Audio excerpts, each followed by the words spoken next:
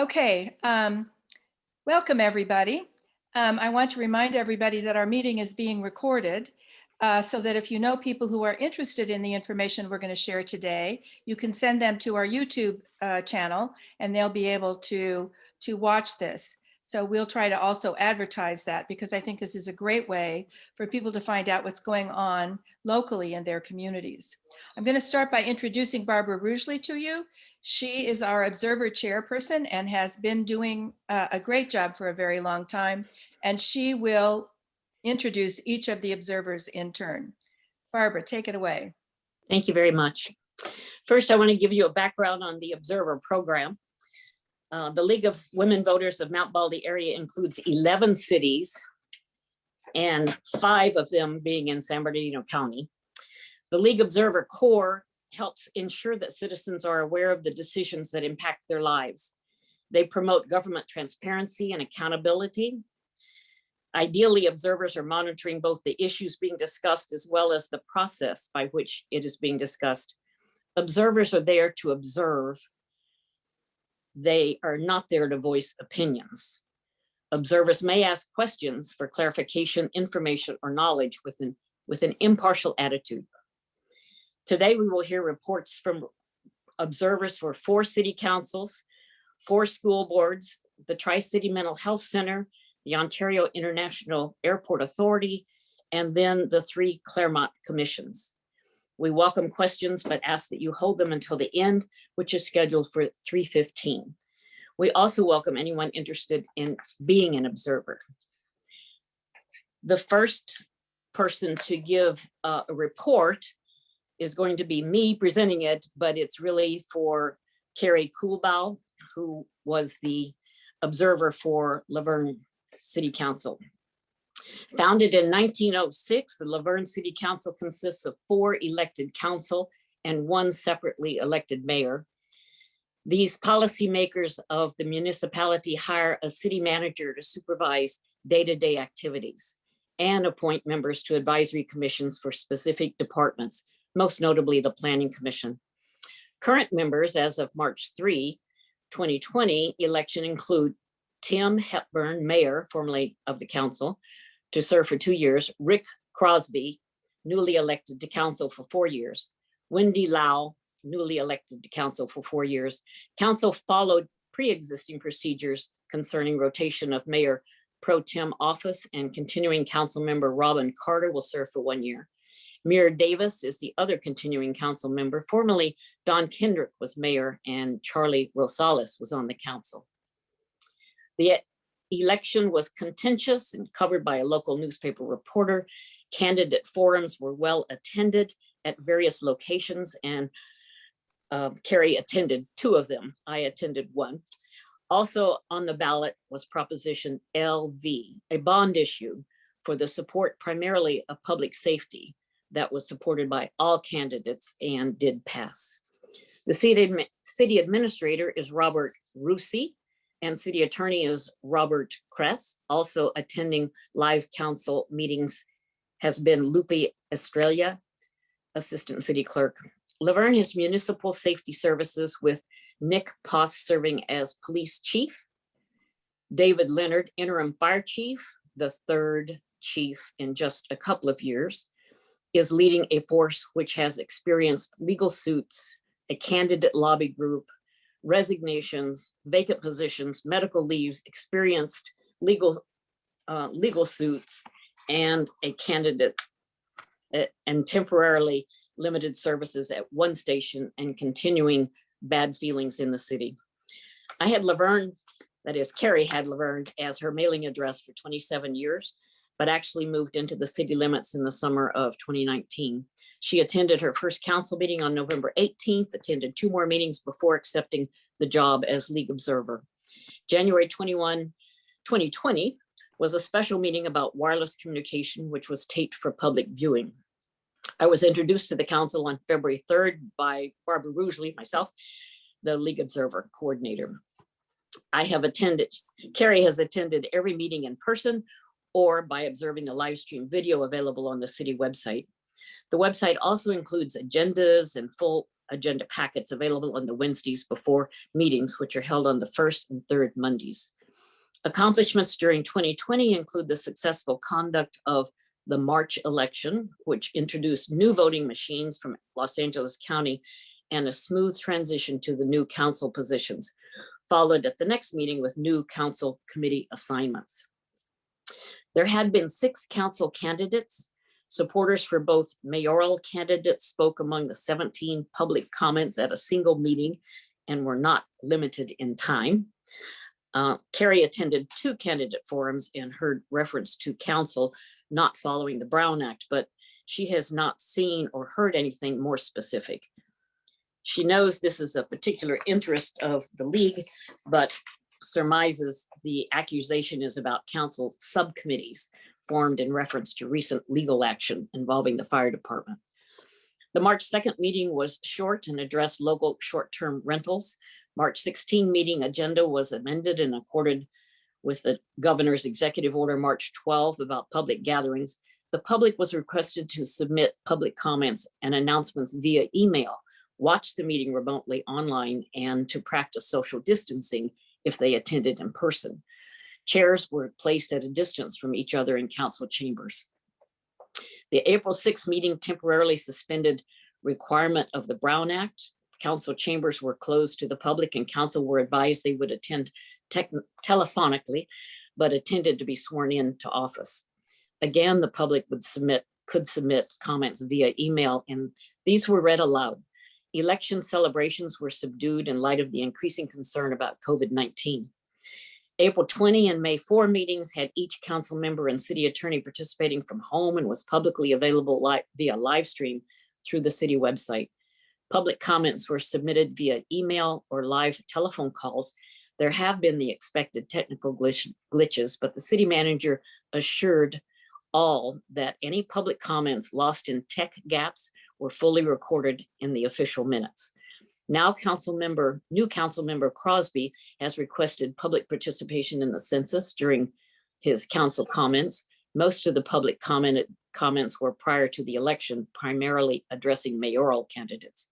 Council seems to be expanding on the live stream pre-existing option to encourage public input via telephone or email, which is now read aloud and is not using the Zoom mechanism. Thank you, Carrie, for spending the whole year as observer for Laverne City Council. We now have Penny Viana. Is she here available? She represents the Claremont City Council. I don't yet have her report, but I think she's due to be on. Is she here? She is not here, Barbara. Why don't you go to somebody else? Thank you. I'll do that. Maritza Rodriguez has been observer for Ontario City Council. Maritza, you're on. Hi, the council is responsible for enacting ordinances, adopting resolutions, and approving city budgets and authorizing contracts for city employees. As of January 2021, elected officials are Mayor Paul S. Leon, Mayor Pro Tem Alan Wagner, Councilmember Jim Bauman, Councilmember Deborah Doris Parado, Councilmember Ruben Valencia, City Clerk Sheila Motz, Treasurer James Milheiser, and City Manager Scott Ochoa, and lastly, City Attorney Ruben Duran. Meetings were held twice a month for 11 months, except for December, which they only had one meeting. They had 12 special meetings that were held from June 2020 to May 2021. I was able to attend 16 of the 21 meetings via YouTube and 3 of the special council meetings. The city council seems to be involved with all the matters on the agenda during the meeting. They provide disclosure by inviting the public's opinion. The speakers are given 3 minutes to voice their opinions. Speakers are alerted when they have 1 minute remaining. Council members have approved various projects, including renovation and funding of downtown Ontario. They consistently promote local small businesses and encourage the public to support local businesses in the area, especially the downtown area. Currently, they have some legal pending matters that include conferences with existing litigation, Brown versus the City of Ontario. The other one is Vera versus the City of Ontario. And the City of Ontario and and Robles. And all of those are still pending and they're going through litigation. As far as the following COVID protocols, they provided meetings through Zoom, their YouTube channel through the city's website, and they operate responsibly and welcomes the public input.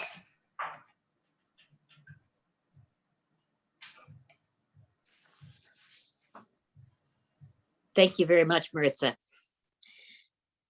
We now have Karen Chapman Lenz, who has been observing just for a few months the city of Pomona.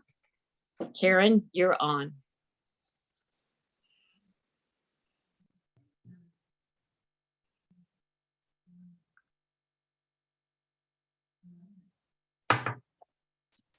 You're muted, Karen.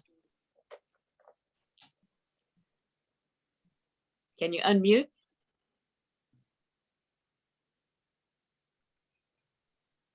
Thank you. Okay.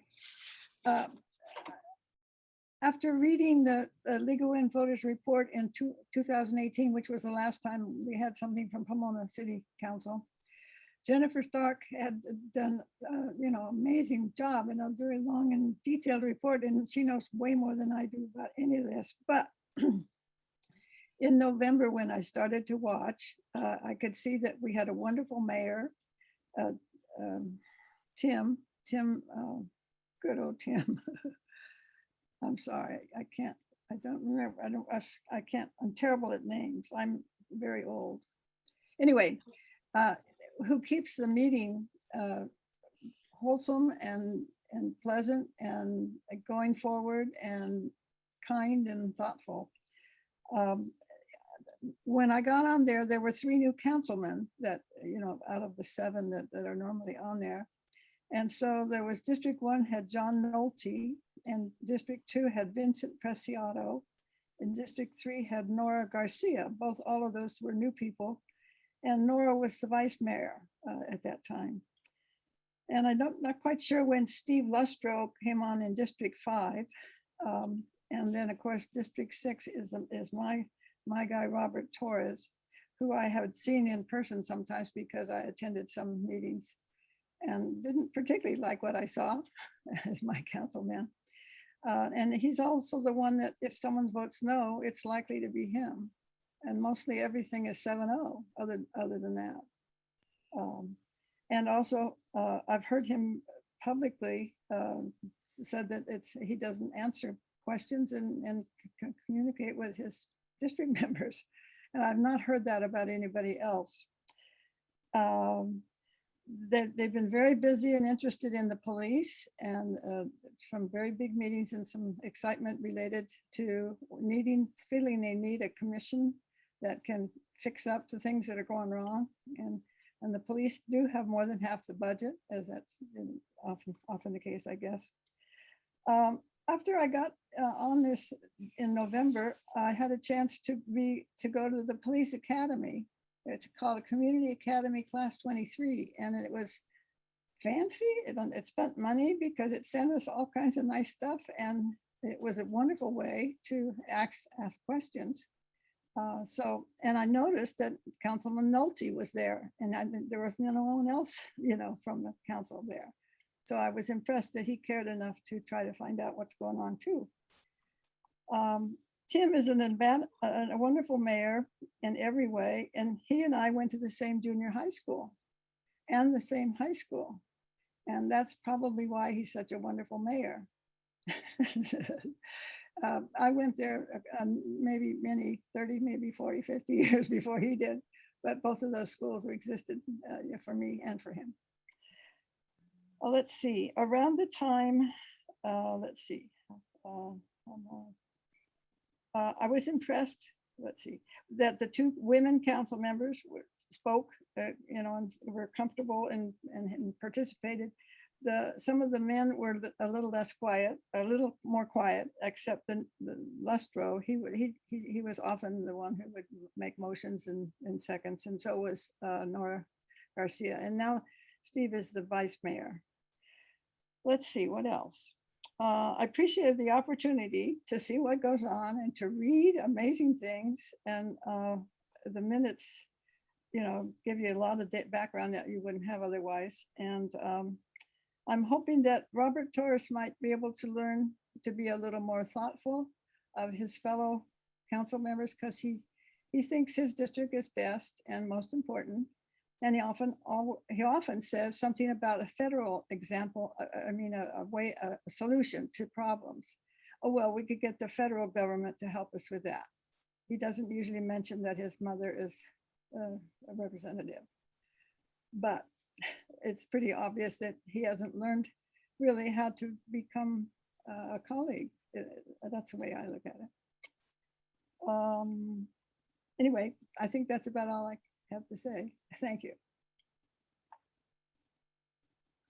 Thank you, Karen.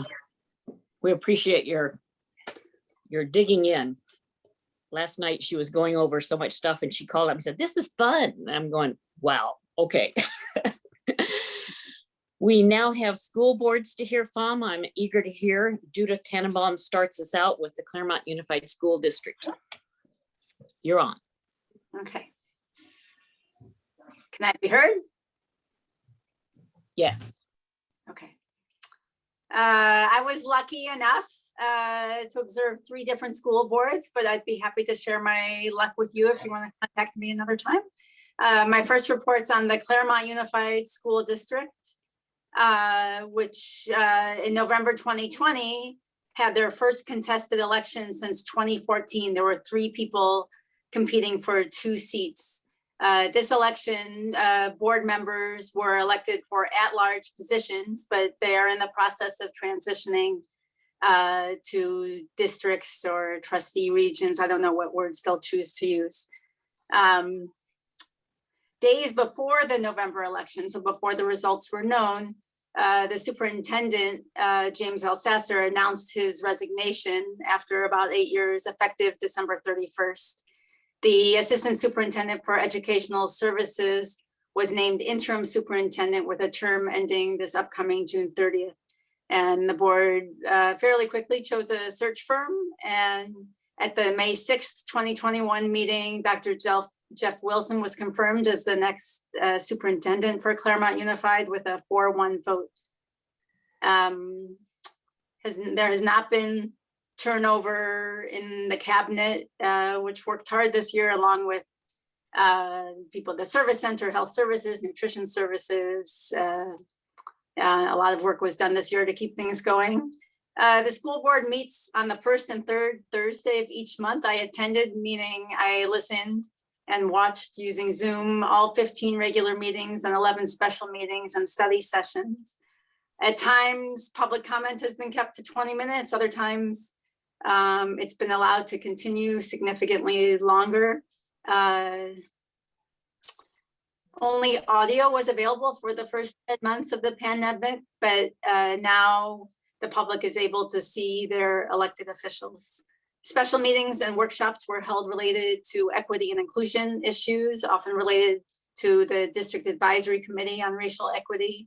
There were also several meetings related to choosing a search firm and hiring a superintendent. The presence of the Student Resource Officer has been a topic of public comment and in the past, but drew even more attention this year. Distance learning and school reopening also generated a lot of comments.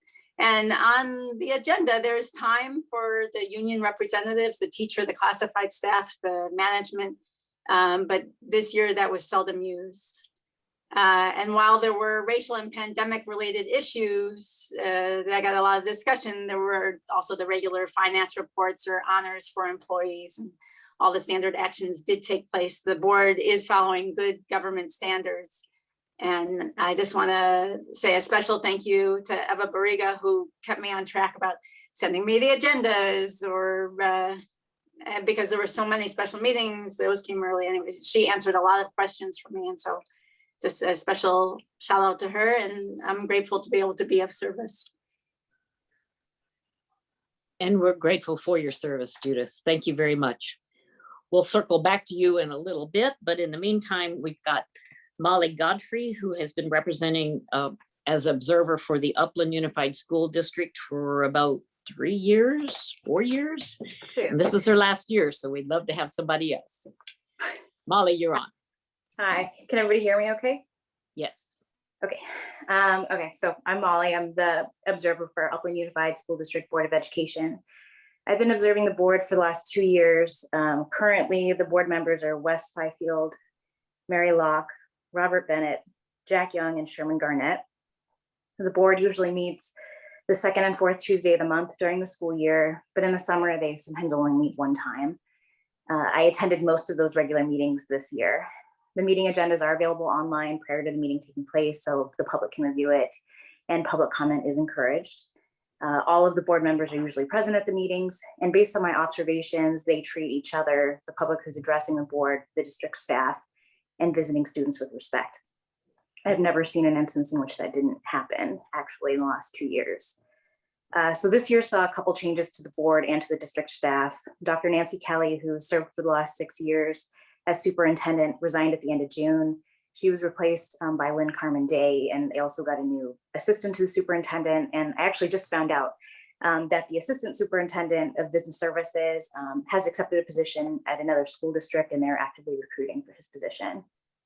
Longtime board trustee Linda Angona, who's actually served the board since 2001, resigned in June, and her seat remained vacant until Sherman Garnett was elected in November. And he previously served on the San Bernardino County Board of Education. So that was a pretty big deal that he's now serving in Upland. Jack Young was also reelected into a seat. And I did want to note that Upland Unified School District Board of Education continues the practice of the at-large elections as opposed to by trustee area voting. So I know a lot of the school districts, like a lot of the cities, are doing the by trustee area, but as I have not heard at any board meeting that they plan on doing that anytime soon.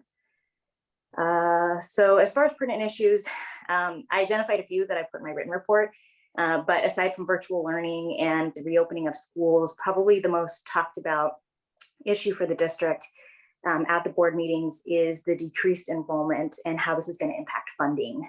Administrative reports that have addressed this issue include creating a new dual language immersion program, forming a communications committee. They recommended the creation of a new communications director position. They want to pilot an all-day kindergarten program and provide updates on inter-district transfer procedures to address the reasons that students and families are choosing to leave for neighboring districts. Now, this is a really big deal for the district, and it'll be interesting to see what changes will take place to address the enrollment projections and the programs that are aimed at retaining and recruiting students. As far as their adaptation and response to COVID-19 pandemic restrictions, the meetings continued via Zoom until October 2020. The board cited the return of a small cohort of students in the classroom as a reason to once again hold in-person meetings, but that didn't last very long. In December, the case rates in our area got really high, and they decided again to return to Zoom meetings. Those in-person meetings resumed in March when the elementary school students returned for in-person learning. They did have a couple really interesting things that they did during the initial Zoom meetings. Initially, you could write in and they would read out your email, and eventually that got too long, so they just continued that practice. They just said it was be considered board correspondence, but it would no longer be read out loud. They included a real-time Spanish interpreting service for people that were attending, so that was pretty interesting because that is not available for in-person meetings. As far as COVID-19 safety precaution considerations, all the meetings include social distancing with restricted meetings or restricted seating at the location that they have the meetings at. There's restricted attendance capacity, plexiglass partitions between the board members and the public, and at the lectern where people provide public comment. They clean the lectern as well as change the microphone windscreen after each speaker. And everyone wears masks. It's required at all times except for when they're speaking into the microphone. So when the board members speak, they take off their masks. And when the public addresses the board or there's a speaker at the lectern, they take off their masks too. Currently, there is no option for online streaming or playback for in-person meetings, as far as I know. The Zoom meetings, from what I understand, were not even recorded or made available to the public either. There is an outdoor option that is available for people that attend the in-person meetings and they want to address the board or they want to listen. However, you have to sit outside. It's often, in the elements. Earlier in the year, it was in the dark at night. So there is that option, but it's I don't know how much that affects people that don't want to come, because your only other option would be to read the minutes when they come out, nearly a month after the meeting takes place. But in closing, it's my observation that the Board of Education welcomes public input. They practice civility during meetings, and the members appear well prepared and sincerely invested in the issues facing the district and the success of the students. However, there are barriers for viewing and observation of the in-person meetings that currently exist, and they should definitely be addressed. Thank you. Thank you, Molly. That was thorough. We'll miss you. We also have Judith Tannenbaum again, because as she said, she's been observing 3 different school boards, and the next one up is for her to present her opinion about her observations about Pomona Unified School District. Right. Sometimes I'd like to give my opinion, but I really do my best just to stick with what I observe.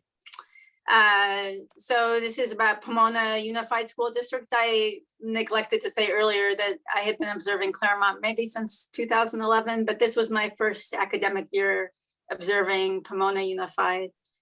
Trustees are already elected by one of 5 trustee areas. In November 2020, trustee areas 2 and 3 were contested, and that election brought in 2 new school board members. The top administrative positions at Pomona Unified have not changed in the past year. Superintendent Richard Martinez has been serving Pomona Unified almost 20 years, almost 12 years as the superintendent. And with some exceptions, the board meets on the 3rd Tuesday of each month. I attended, meaning I watched on YouTube all 13 regular meetings and 2 special meetings. Meetings have very high attendance, which you can see on YouTube. You can number of people watching, and you can watch the fluctuation. So it has high attendance. Both parents and employees comment, along with there's one regular caller asking for detailed information and follow up to requests. All union representatives, certified teacher, classified workers, management associations speak at each meeting, often with passionate pleas. All, I would say, issues were overshadowed by the pandemic, educating students and keeping stakeholders safe, and discussion of consolidation of schools. Pomona Unified is unusual. They have 41 schools for a declining student population, about 22,000. So for example, as comparison, Temecula has 28 schools and 28,000 students, and Rialto has 30 schools for 25,000 students. Pomona Unified has a large number of schools. And so, but at the moment, after much public input and board discussion, all campuses will remain open through the 21-22 school year. The agency is performing in a democratic way. After receiving letters from the ACLU in August 2020, there is now live public comment during meetings, and Spanish English translation is available. The viewers can see all the board members. It's very simple to review each board meeting video. You can just go to YouTube. And I am a little concerned that you can see all the board members, and you can see if someone looks like there's discussion with someone off camera, or someone appears as sleeping, maybe not, but that's what it looks like. And so I don't think those things happen in person meetings, but I hope fellow board members address those issues. It was a pleasure to learn more about Pomona Unified School District, and I'm especially grateful for Benita Madrid for patiently answering so many questions. She's going to retire, and I look forward to, well, actually, I'm hoping to resign from this position. So maybe you could look forward to meeting with the new person, who I imagine will be just as helpful. So thank you for allowing me to be of service. We appreciate your years of service and your breadth of service. And now we ask that you give us a report for Bonita Unified School District. Okay. So Bonita Unified is mostly Laverne and San Dimas. It's my understanding there's maybe a bit of Diamond Bar in there, but it's made up mostly of Laverne and San Dimas. Trustees are elected at large. Just like with Upland, I did not hear any discussion of change to trustee areas. In November 2020, there were 9 people competing for 3 seats on the board. And it was a close race. Only 18 votes separated the 3rd and 4th place finishers. So that was significant. The superintendent has been with Bonita Unified in his current role for about 3 years, and that's good stability. There had been turnover in that position. So the Bonita Unified bylaws state that meetings start at 7 p.m., but I have never had a meeting that has started at 7 p.m. When I started observing meetings, they were held on weekday mornings. When the school year began, meetings were switched to afternoons, and the time of closed session was announced. And then I waited patiently or impatiently for open session to start. It was not known when open session would start. That has changed. I'm happy to say, I think about, maybe I don't have the date here, but it has changed. There is now an announcement of when closed session starts and when open session starts. I attended all regular meetings, watching closed circuit broadcast. All the board members for every single meeting were in the boardroom together, no plexiglass. I did not attend the special meetings that were held in person only. For example, there was one in December as COVID-19 cases were spiking in Los Angeles County. I did not go to that meeting. And it was not available on audio or video. It's not clear how many people are watching the meetings, either live or at a later date. Commenting during the meeting is not available except when they recently started having in-person meetings. So before the in-person meetings, written comments must have been submitted more than 24 hours before the meeting. The topics that brought the most comments were about reopening of schools, about mask use, and about board members' personal social media posts. And those were comments that were read by staff members. There was very little reporting of the board members' committee assignments, so the ROP or their city ad hoc meetings, their time was often used to promote activities within the district or to make political statements. Standard business was taken care of: financial presentations, educational presentations. There were in-person honors for people who were providing daycare, food service, and technical support. Student representatives who had created videos to report for each meeting were honored by their principals recently. And despite what may be my complaints, the Bonita Unified School District Board of Education does appear to be following legal guidelines. And just as before, I'm grateful for Margaret McDonald for patiently answering all my questions. The assistants to the superintendents have been so helpful to me this academic year. And so I learned a lot about Bonita Unified this year, and I'm grateful to be able to be of service. Thank you. And we appreciate your service, Judith, and your reporting, your analysis. We leave the school boards now and we turn to our regional boards. We have Karen Rosenthal giving a presentation about observing the Ontario International Airport Authority. Karen, you're on. Karen doesn't seem to be here, Barbara. I called her up and she said she was on. So She did? yeah. And I couldn't see her anywhere, so I wondered about that. Let me ask if David will take this spot, and I'll make a phone call to Karen and see if I can straighten that out. Sure, and be sure and let her know which link to. Right, I'll do that. Thank you. So we're going to go to David, right? David, please, can you so- give us your observation on the Tri-City Mental Health Center Board? I sure will. Can you all hear me okay? Yep. All right, We thank you can, so yes. much. So the Tri-City Mental Health Authority is a municipal district joint powers authority organized in 1960 by the cities of Pomona, Claremont, and Laverne.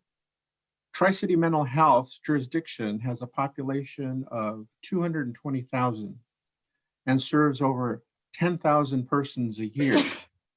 Strengthening the community's capacity for well-being, recovery, and mental health is the foundation of the Tri-City programming.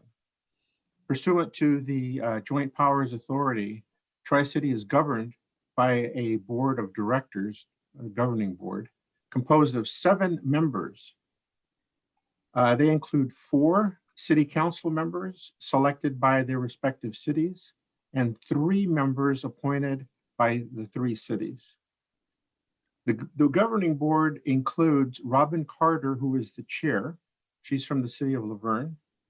Jed Liano from the city of Claremont. He's the vice chair. Ronald T. Vera is from Claremont. Elizabeth Ontiveros Cole is from Pomona. Carolyn Cockrell from Laverne. John Nolte from Pomona. And Paula Lance from Pomona. The executive staff who attends all meetings includes Tony Navarro, who is the executive director, Diana Acosta, who is the chief financial officer, Elizabeth Renteria, who is the chief clinical officer. The regular meetings of the Tri-City Mental Health Authority are scheduled at 5 p.m. on the 3rd Wednesday of the month. In response to mitigating the spread of COVID-19, the governing board is holding its public meetings via teleconference. Meeting agendas, all supporting documents, and meeting minutes from the prior month are published in a timely manner. The board follows appropriate government standards and operates transparently. The members of the governing board come well prepared and are well engaged in all aspects of the agenda. Various administrative staff and frontline workers attend all meetings. Tri-City provides services to 3 distinct cities, Claremont, Laverne, and Pomona. Not only do these cities vary by size and population, but they also vary by financially and their views on mental health and by their overall community cultures. Since March 2020, the residents of these 3 cities have shared the same common concerns over COVID-19, which has led to an increase in anxiety, depression, fear, and overall stress.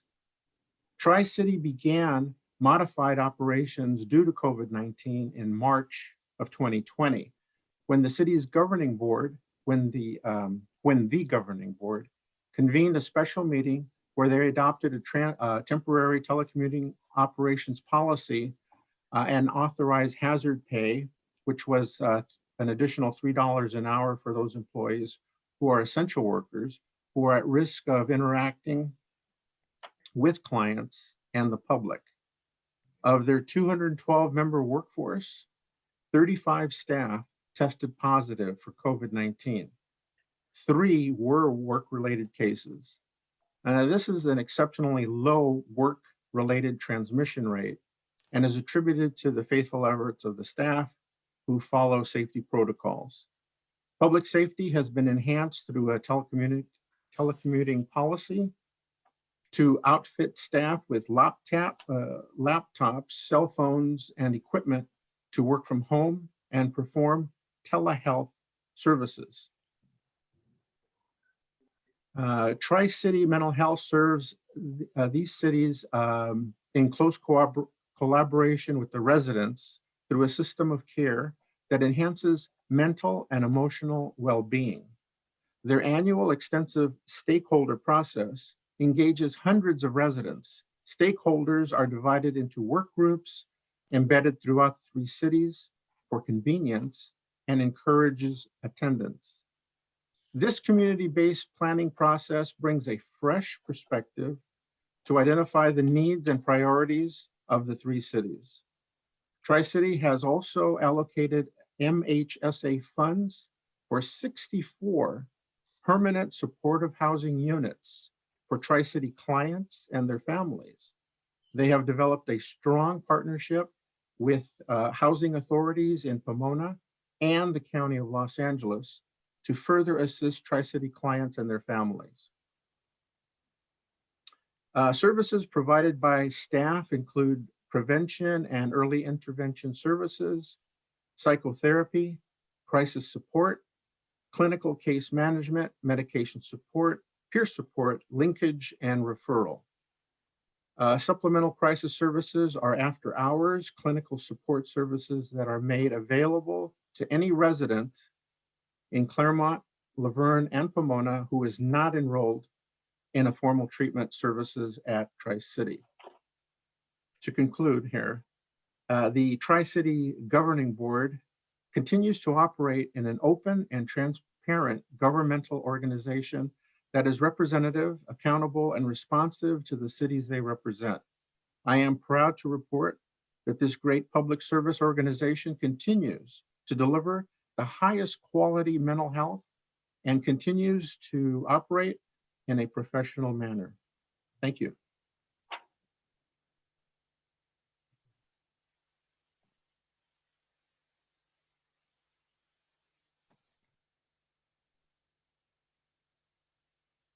Barbara, we're waiting for the next. We're still working with Karen to try to get her to the right link. Is it possible for you to send her link again? Because she doesn't find it at all. And in the meantime, we will go to our Claremont commissions. We have 3 commissions being covered. Paula Martinez will be reporting on the Planning Commission. Paula, you're on.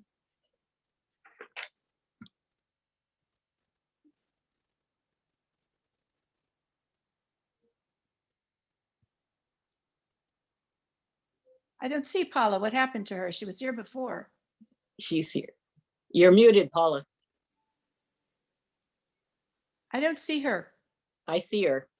Yeah, I'm here. Go ahead. Okay. Okay, planning commissions, wherever they are the only type of commission that is required by state law. Basically, the planning commission advises the city council on all matters dealing with present and future development of the city in accordance with the values and goals set forth in the city's general plan, based on specified evidentiary based findings. There are 7 commissioners. You become a commissioner by applying to the city, and then the city council then chooses you. You have a 4-year term of office. You can extend it for 1 time. The city staff basically is supported by the community development director, Brad Johnson. He's got a senior administrative assistant, Nancy Cron, and then various city planners, interns, and contract planners. Traditionally, the commission meets twice a month.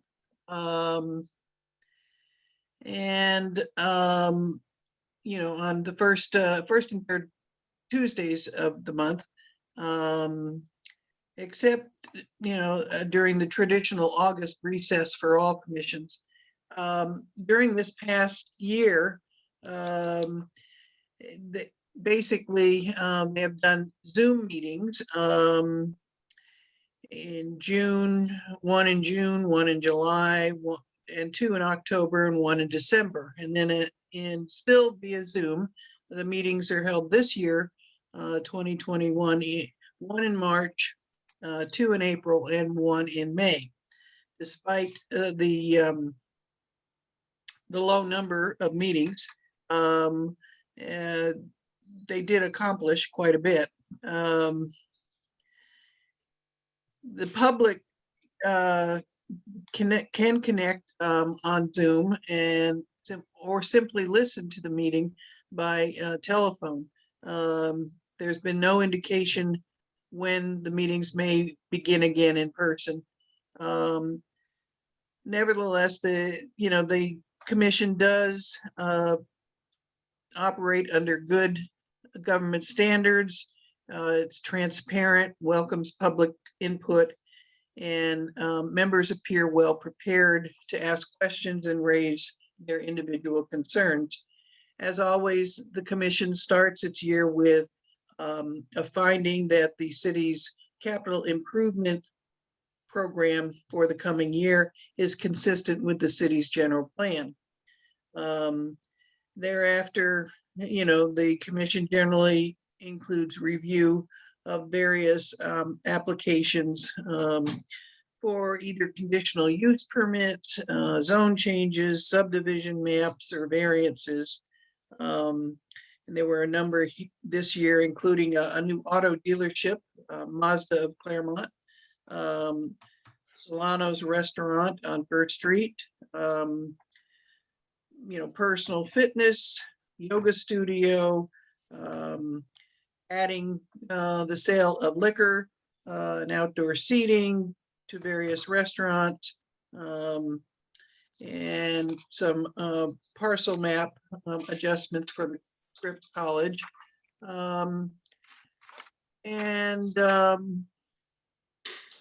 The commission also made several recommendations to the city council to adopt this is vehicle miles traveled, which is a way for traffic impact analysis in environmental impact reports as required under state law.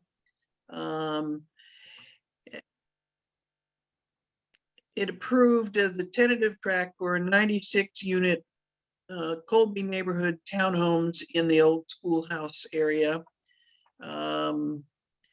And it denied specific plan, zone change, general plan amendment, and an EIR for the Commons, the proposed mixed use project at the northwest corner of Foothill and Monte Vista. There's a lot of opposition to that one because of the aviation flying path from the Cable Airport. Of greatest, really, public interest this year was a preliminary review, which meant no action was going to be taken. This is for the proposed Trumark residential development on the former La Puerta school site, east of the current La Puerta Sports Park. There are approximately 165 people who wish to comment. They raise their hand and they get recognized, they get 4 minutes. And then there were additionally 30 additional written comments submitted. The commission listened to the comments until about 11 p.m. when they just said they were exhausted, and continued the item to the next meeting to read the written comments as well as provide their own individual comments. The estimated timeline for this proposed project is at least 18 to 20 months, and which will include environmental review. And since there was no action to be taken, no action was taken. Lastly, the commission on May 18th of this year conducted a review of the Village South specific plan for the redevelopment of 24 acres of land and existing streets located immediately south of the Claremont Village expansion. It's envisioned as a plan to facilitate mixed use, transit-oriented development.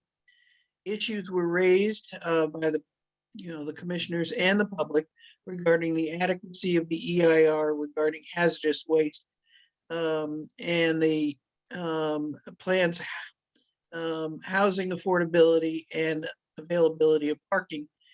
After public hearing, questions, and discussion, the commission continued the action on the proposed recommendation to adopt a specific plan to June 1st to allow the commission members further time to review the voluminous materials before a final vote. There were 685 pages on in the agenda packet, so it was daunting for them to review that. And that's been the action this year on the Planning Commission. Thank you very much, Paula. I still haven't been able to get Karen in. I was hoping Barbara Nickel, you could send her her own specific link again because she doesn't see it in spam or anywhere else. In the meantime, I'll give my report for the Claremont Community and Human Services Commission. Then I'll ask Paula to come back to read the report for the Police Commission. The Claremont Community and Human Services Commission advises the City Council on matters of maintenance of city property and on programs for its citizens. Commission members are Nancy Brower, Rachel Forrester, Lee Kane, Phyllis Munson, Chris Natikia, Dirk Silva, and Deborah Scott too. After 6 years, Ann Turner resigned as Human Services Director and Melissa Valaro was appointed. Jeremy Swan continues as the Community Services Director. Regular meetings were held the first Wednesday monthly on Zoom. Of the 10 meetings held, I viewed all 10. Human Services staff performed incredible efforts to provide online recreational, educational, and hands-free nutrition services in compliance with the COVID restrictions. About unsheltered persons, the city got 3 grants, which helped us gain 2 emergency beds, money to spend to prevent homelessness, and money to establish a shared housing pilot program. LA County has identified shared housing as one of the key strategies to end homelessness. And we have contracted with a program called Share Collaborative Housing. This program has successfully housed 504 people in 40 homes in LA County. Share seeks Claremont owners who will rent their homes. It is thought that Claremont has from 17 to 27 unhoused persons. A new program plus, which puts 2 professionals from the Tri-City Mental Health Center at the police station to respond to non-criminal complaints is wonderful. It reduces escalation of incidents. It provides follow-up care for the unhoused. The Tri-City team agrees with Chief Vanderveen that Claremont Police do have positive relationship with their unsheltered persons. About senior youth and family programs, the Senior Emergency Meal Program became a drive-up program with boxed meals to cover 5 whole days. To increase enrollment in the online activities for youth, staff contracted with Macaroni Kid and Ed2Go. In January, the Virtual Activity Center had registered 350 participants. Some bands have been booked, but it is still unknown if Monday night concerts will happen. Policies and procedures for all 5 standing committees were rewritten to standardize them and to ensure that they are diverse and representative of the Claremont community. Members have up to 2 4-year terms, then a year off, and then they can reapply with training from LA County. The Committee on Human Relations is tasked now to promote inclusivity, improve race relations, and provide a welcome environment to residents and to visitors. With a reduced workforce due to budget cuts, the Community Service Department continued the work of the city. Staff seek grants, but most grants are for less affluent communities. In September, the city announced reopening of park bathrooms, which now have soap for the first time. Potential renaming of Kauia Park brought out the most community interest. They want to include Indigenous people on the committee. AB 1968 authorizes agencies to recognize Indigenous as the traditional stewards of the land. You may have heard that recently. Friends of the Claremont Hills Wilderness Park presented their annual report showing efforts to document the plants and the animals in the park. Then Susan Schenk, chair of the Claremont Sustainability Committee, presented the update on the Sustainable City Plan, which now has measurable indicators. With this plan, our city might secure grants, especially if we can show progress toward those goals. Claremont is truly rich with some amazing volunteers. In January, SB 1385 mandates that a residential organics recycling program for all the cities in California, and that adds $400,000 in expenses to Claremont's budget. Fees must rise. A public hearing on those fees will occur day after tomorrow at 7 p.m. via Zoom. Did you know that if we have over 30% of plastics that are inappropriate the city actually pays instead of earning money on those plastics. The city will seek a private loan to fund an emergency improvement project. This is a quote revenue neutral project. The cost saved in energy will pay for the installations of 2 roofs, solar panels, and HVAC over the 20 years of the loan. If we do not upgrade, costs will be even higher for emergency repairs. The city council will make this decision in July. My overall assessment is that commissioners again impressed me with their careful reading of documents. They also have more informative and attractive PowerPoint reports than any Zoom presentation I saw all year long. I miss seeing who else is, quote, in the room, but was pleased to receive the number of participants when I thought to ask. In a trying year, the agency followed good government practices, operated transparently, and welcomed public input and kept us safe. That's my report. I'm hoping that Paula will come back on and give Jack Casella's report for the police department, please. Barbara, I just want you to know that Karen is here now. Oh, okay. So let's finish the commissions and then we'll do Karen, if that's all right with Karen. That's fine. So who's going to report next? Paul. Paula Martinez is presenting the report for the police commission. Okay. Take my glasses off to read Jack's report. Jack Casellas is the observer for the police commission, and which is designed to be an interactive entity to facilitate dialogue on issues of concern regarding the police department. Commission's overall objective is to create a climate of mutual respect and partnership among community members and the police department by creating a forum for communication and deliberation of actions that are inclusive of all citizens. Meetings are every other month, January, March, May, and June. There are 9 members. Frank Bedoya is chair, Frank DeLeo, Jonathan Huang, Becky Margiota, Caleb Mason, Rafiq Muhammad, John Perez, John Strash, and Rolando Talbot. In regular attendance is Police Chief Shelley Vanderveen and Captain Aaron Tate. The staff contact is Lisa Amayo, Senior Administrative Assistant. The commission takes notes and asks for explanation for actions and conduct of the police department. The usual points of interest are areas and frequency of crimes in the city. In addition, other 2 areas of concern this year has been the national attention on the conduct of police officers after the George Floyd incident and the use of school resource officers on school campuses. Chief Vanderveen reported there have been no complaints this year and that there have been 12 commendations of officers. There have been 224 applications for officer positions. And there is a new online complaint process that's being used. There's been an increase by 15% in 10 years, mainly of nonviolent crimes, car theft, and burglaries of items inside cars.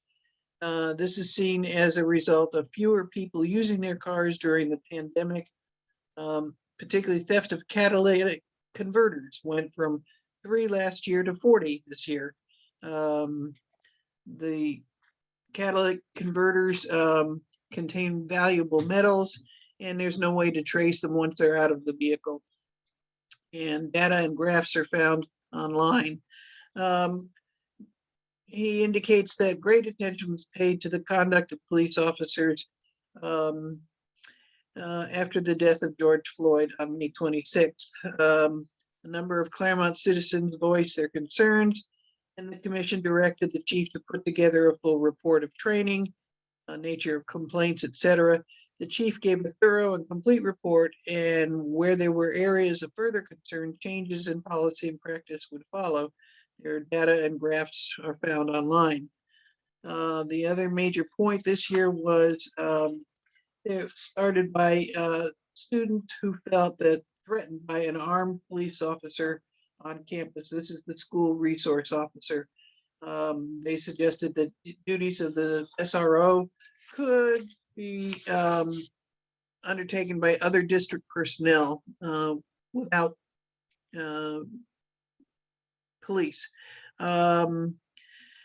But this did not represent the entire student body or community's concern. There was a fact-finding operation to gather data and bring back a comprehensive report on the responses from the community. And basically, they interviewed students, alumni, parents, staff, and community members. Basically, the commissioners noted that the opinions initially heard were negative, but and called for the elimination of the SRO position, but that they rose from those who did not represent the majority, and that there were many opinions that called for the retention of the SRO. This data is still under scrutiny, and Jack is sure that we'll be hearing more on this subject, and the data and graphs on this item as well are found online. And that is Jack's report. Thank you very much. I'm thrilled to have Karen Rosenthal here to give her observations about the Ontario Airport Authority. Karen, you're muted still.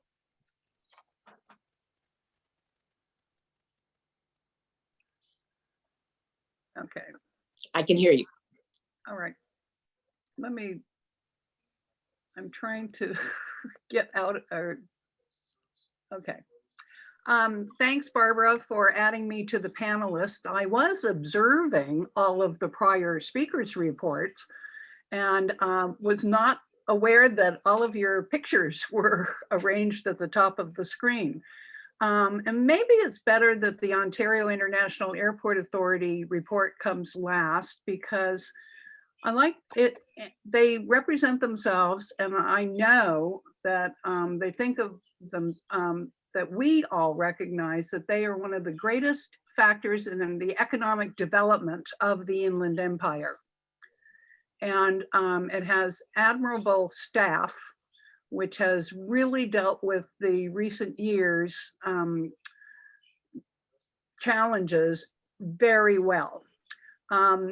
Many of you do know that the City of Ontario and San Bernardino County formed the Ontario International Airport Authority in about 2012, when the City of Ontario and San Bernardino County said, well, we want our airport back from the Los Angeles World Airport Authority. It was apparent that LAWA, as it's known, wasn't that interested in developing Ontario as a regional airport. They were much more focused on the development of LAX. And you all know what a chore it is to go to LA to get on an airplane. Anyway, the OIAA provides overall direction for the management, operations, development, and marketing of Ontario International Airport. The commissioners are chosen by their representative, the cities and the counties, to be on it. They are not elected, but they are chosen. The Ontario Mayor, Alan Wapner, is president, retired Riverside Mayor Ron Loveridge is vice president, Ontario Council member Jim Bauman is a commissioner, and San Bernardino County Supervisor Kurt Hagman is a commissioner, and Julia Gao, a retired business executive from the San Gabriel Valley, is also on the commission. They are led by Mark Thorpe, who is the CEO. The general counsel, Lori Balance, is at the meetings. John Schubert, the CFO, Bruce Atlas, the COO, and Daniel Capel, the chief commercial officer, are all at the meetings. They've had virtual meetings at 2 p.m. on the fourth Thursday of each month at the administration building, which is on the south side of the airport. 10 meetings were held virtually as scheduled. 2 meetings were canceled due to the holidays, and 4 special virtual meetings were held. I attended 11 meetings. I do have to tell you that attending a virtual meeting, since their meetings last from anywhere from 11 to 17 minutes, it is much easier for me to do it virtually than to drive to the south side of the airport and drive back. And it takes me 3 times as much time just to get to the meeting when they're held in person. It is unclear to me who is actually watching the virtual meetings, because when the meetings were held in person, most of the attendees were staff, vendor representatives, construction representatives, real estate people, and maybe a few members of the area. Mostly public comments were made about and continued to be made about noise, airplane noise, especially at midnight.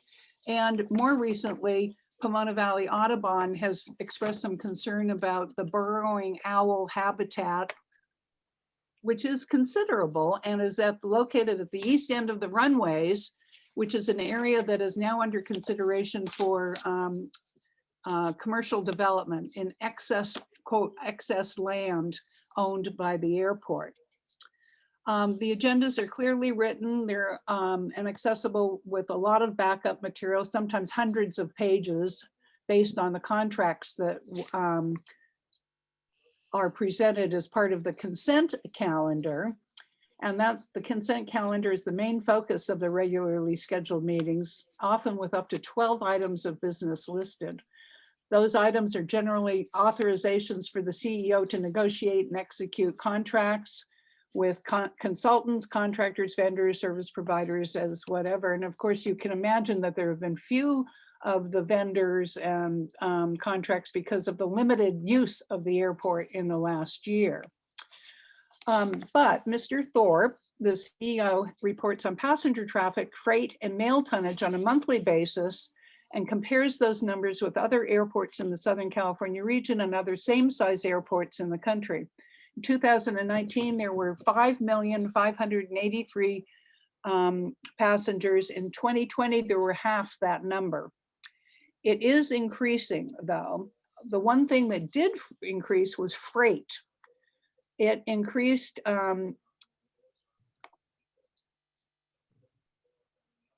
almost 200 million tons.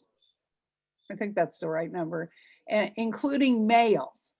And Ontario also has one of the strongest passenger recovery rates in the country. Significant accomplishments in 2021 included the selling of $103 million worth of airport revenue bonds for capital improvements and debt repayment. The proceeds paid off interim financing debt and the final amount owed to LAWA for the transfer of the airport to Ontario. In other words, we had to pay them to give it back to the Inland Empire. Other accomplishments, which probably very few people have noticed yet, are the installation of new escalators in the terminal buildings that are actually more handicap accessible and easier to use, and the development of a relocated FedEx terminal, the addition of nonstop destinations for some of the airline schedules, and also they're considering proposed leases and development of excess airport land at the east end of the property.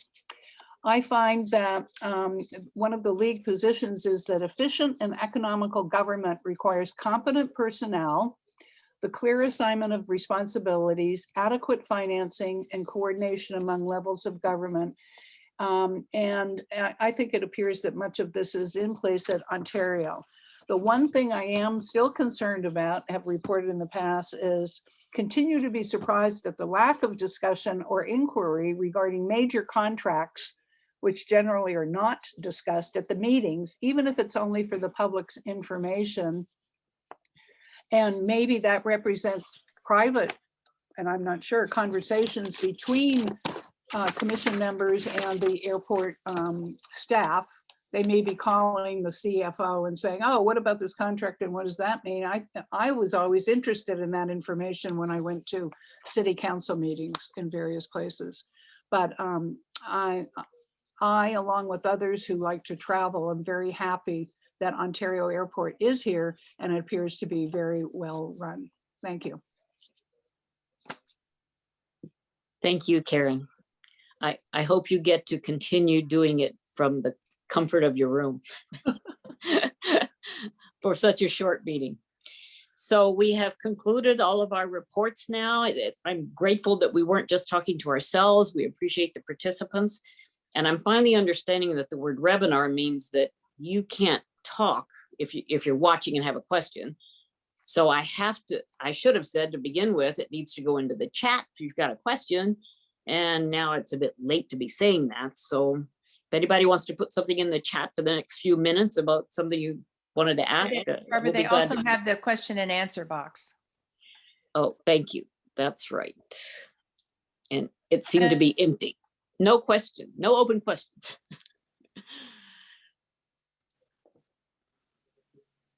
Waiting to see question. Now here's Laura. Thanks everyone from Laura. That's very nice. We appreciate it. We appreciate your being on there. There's one Q&A here. Let's see what it is. Thank you. It's from Rachel. Upland Unified School District. Has the district discussed contributing factors for decreased enrollment? PUSD 41 schools. Does that include charter schools?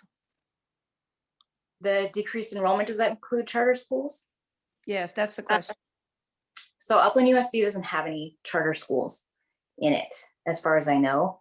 But most of the students that Upland loses, they lose to Claremont. They talked about that at one of the meetings. They go there because they have special programs that Upland doesn't have. And even Ontario, they have a special, there's two separate questions. Can we clarify what the question is?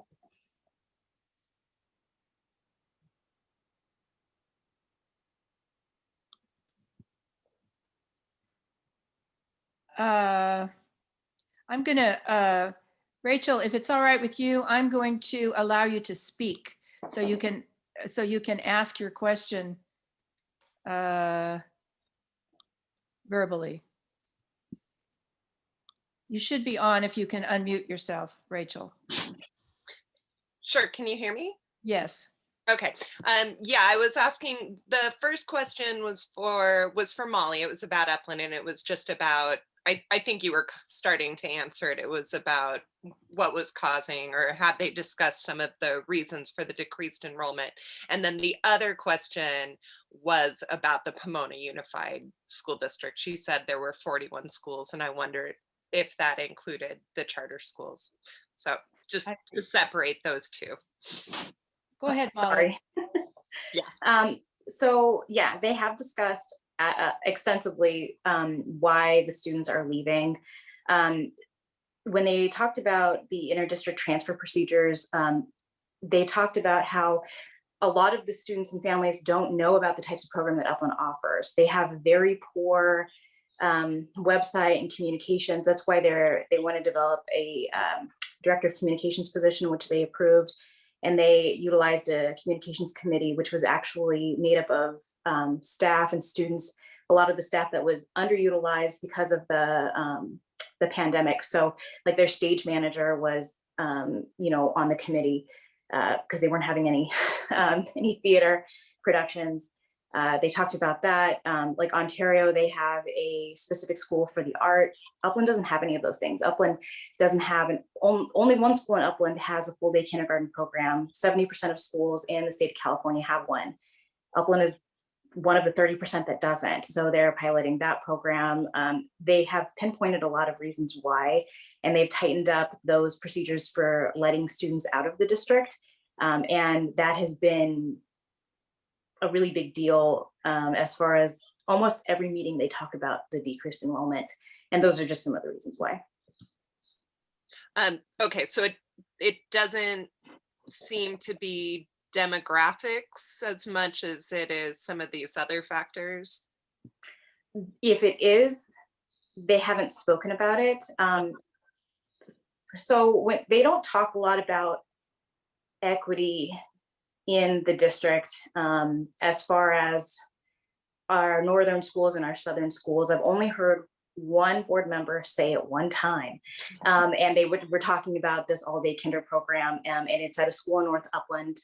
And so the more socioeconomically disadvantaged schools in the southern part of the city don't have these programs. And obviously it can be a problem for parents who need their children to be at school a longer period of time for childcare reasons. So that was the only time they brought up equity, but I haven't seen them discuss or provide any information about demographics at all, other than that.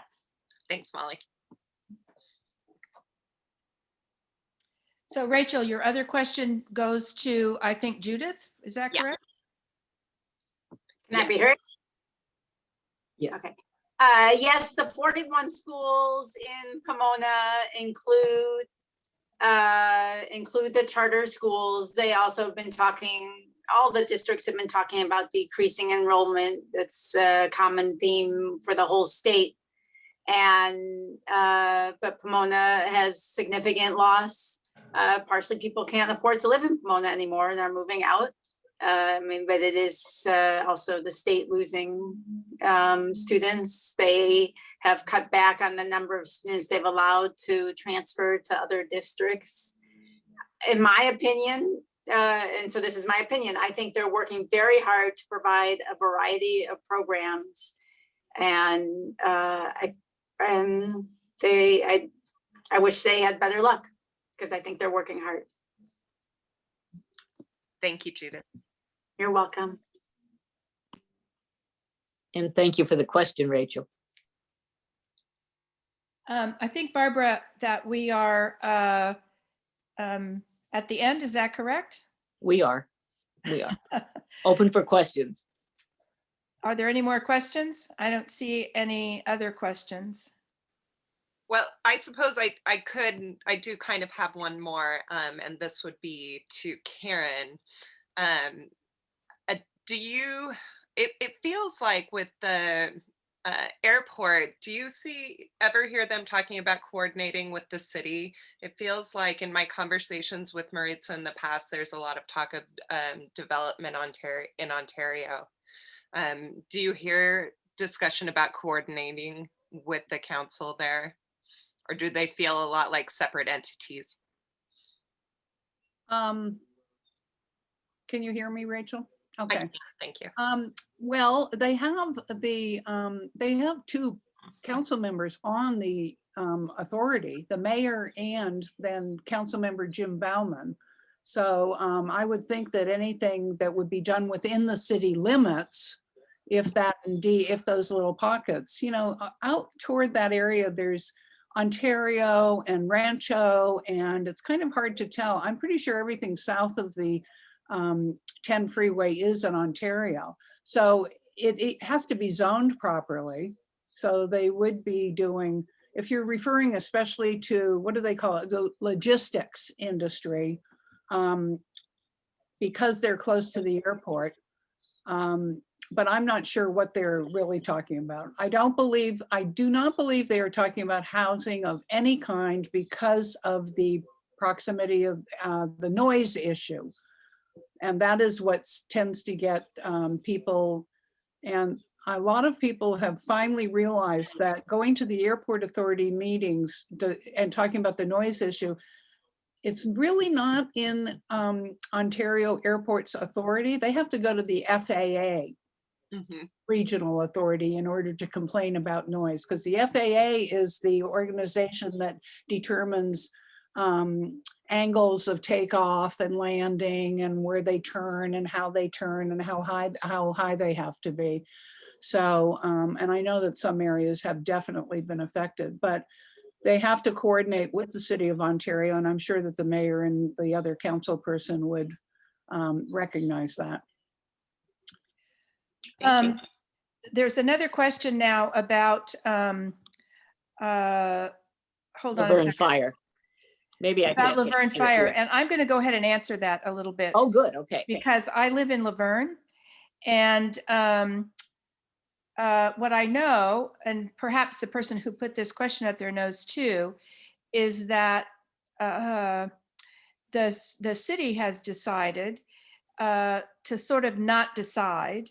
And at our next election, which will be in June, I believe, next June, not this coming June, the following June, they're going to have the people vote on whether or not we prefer the fire department to stay private in Laverne or go public with the county.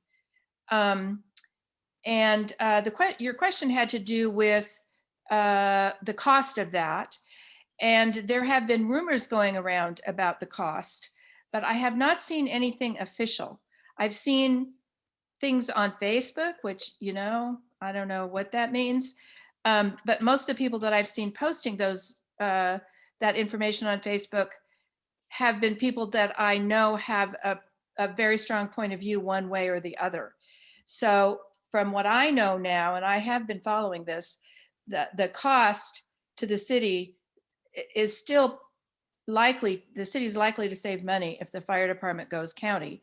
And the firemen are all going to make more money, that's for sure. May I say something to that? Sure, you may, Karen. Just in general, when Claremont years ago went with the county, one of the major reasons for going with the county was equipment and specialized crews. For example, a inner city area, if they were a town or something, would not need to have a wild water rescue crew and all the equipment available, or wildfire crews and train the equipment that's necessary. And so a major reason why a number of cities went with the LA County was because of the expanded program that was available to them, and that the city did not have to pay for, or to continue to replace the fire engines and the hoses and the whatever. And that was the major, so that would go with probably reduced costs and energy to a local city. But that's just one thing to consider.